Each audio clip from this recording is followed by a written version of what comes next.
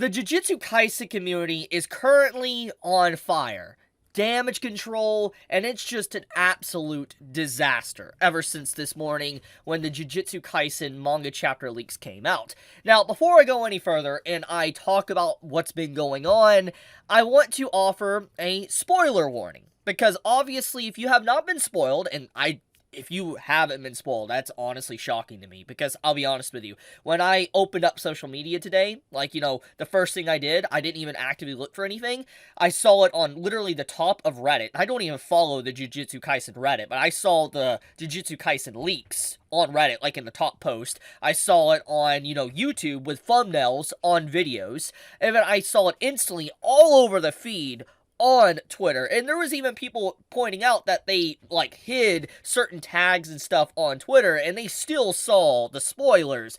Everybody was talking about it. It was on Instagram, it was on TikTok, it was everywhere. And it's crazy.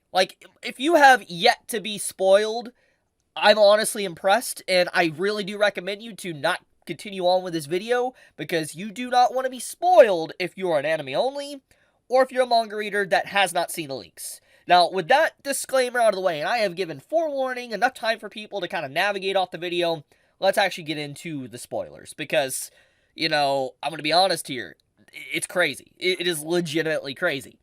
So, now that, that has been said, this morning's leaks caught me by surprise, because it's I don't actively search for leaks. I don't go out of my way and I'm going to look up, Jujutsu Kaisen leaks. I'm gonna look at what the leaks are for One Piece this week, My Hero, etc. But, wow. The leaks just really came in like a wrecking ball. It just smashed you right in the face. And to give some FYI here, since I've already given the disclaimer, as we know, the current fight going on in the manga has been about Sukuna versus Gojo. And the entire fight, for the most part, has been Sukuna looking like an absolute clown. Everybody's been clowning on Sukuna, saying that he, just really needs to take back his license of being, the strongest curse or whatever. He's a fraud. Everybody was literally calling him a fraud.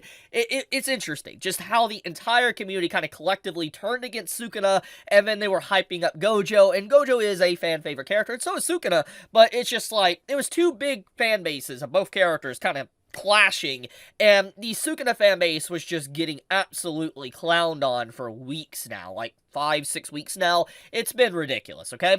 And, basically, with the way everything's been going in the manga, as we've all probably been reading, it didn't look like there was any way for Gojo to lose. And in fact, Gojo just seems so overwhelmingly powerful with just how he uses his abilities. That's just even if he's being pushed and blood's dripping out of his nose because of reverse curse techniques and all that, it's just it's very clear that this man, is stronger than Sukuna.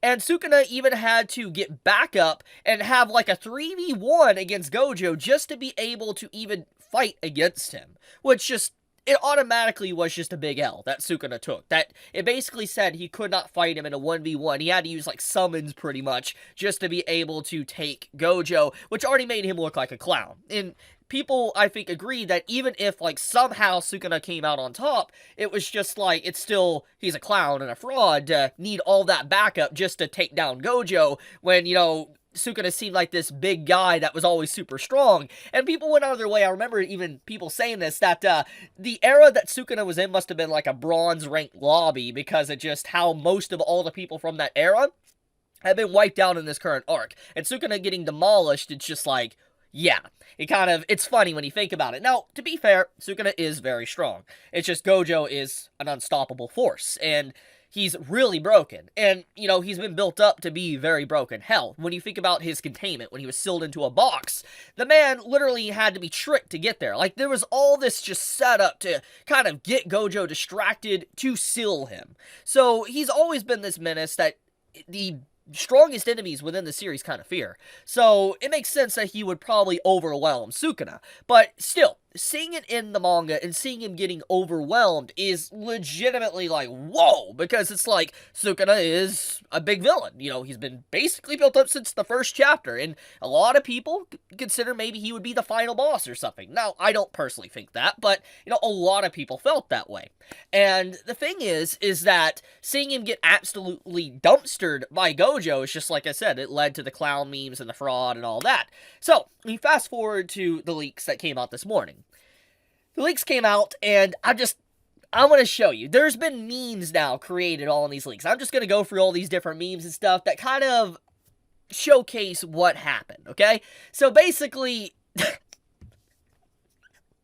yeah, I'm not even going to explain. Just pause the video, and you can see for yourself, okay? The memes are absolutely hilarious that have came out with this chapter leak. Like, it is actually funny. Like, I couldn't believe just the outright carnage of memes. Like, it's honestly, it's hilarious. Like, I legitimately, I've had a good time just looking at all these, you know, these memes and stuff. Like, we got our boy Cocker.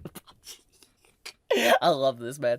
But, and then, obviously, now, the clown hat nose is on, you know, Gojo instead of, Sukuna. So, let's get into this, okay? So, what happened? I do want to make sure I clarify that these are leaks. The full chapter isn't out, so we don't have the full context, okay? For all we know, there could be a lot more context to what exactly happened, but from what I can gather, many can gather from today, according to the leaks, that Gojo literally being broken like a 2x4, you know, and one of these pictures actually showed, like, broken in half, basically, you know, it was off-screened. Like, it was completely off-screened, at least from what leakers and stuff are saying. Now, I don't know if this is true. Once again, it is leaks, and we can't really say if that is legit or not, like, but from what it seems like, it's probably true.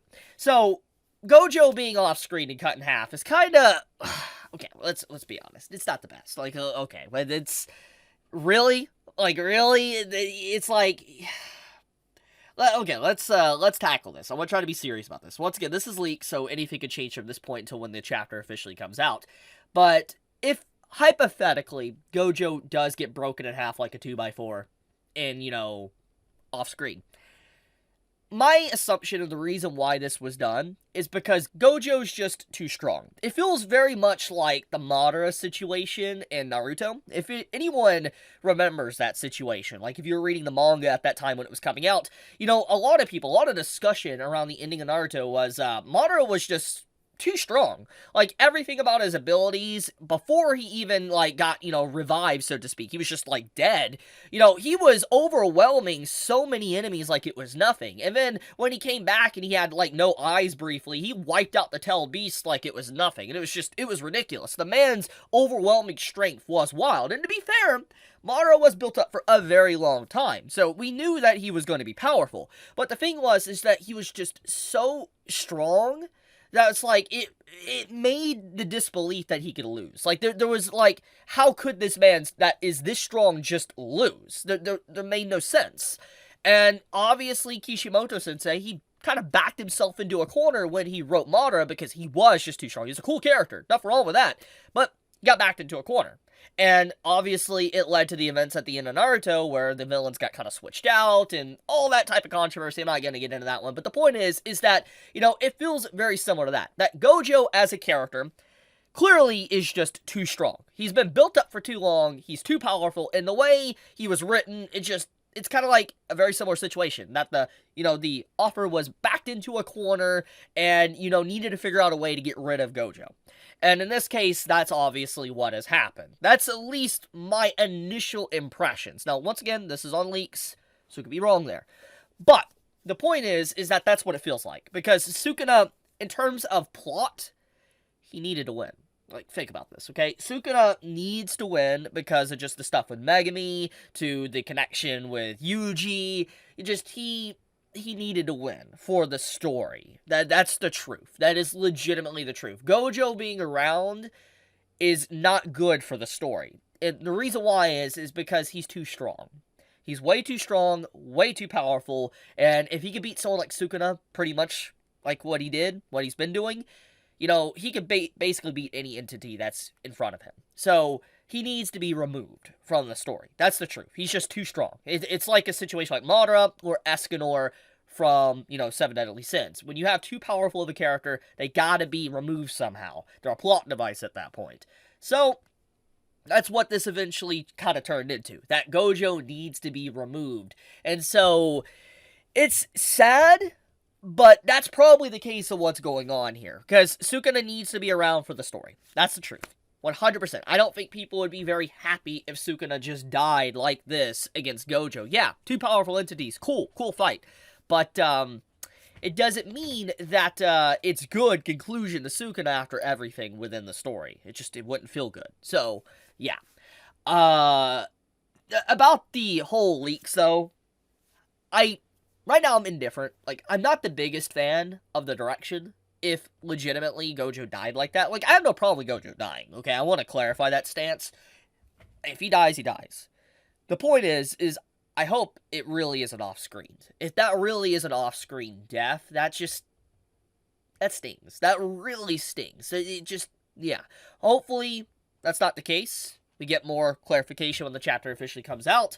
But I want to leave it at that. I wanted to talk about this because, like I said, the Jujutsu Kaisen community has been on fire today, and I wanted to kind of weigh in my overall thoughts on the matter because it's a pretty interesting topic. But anyways, be safe, stay healthy, everyone. Chibi out.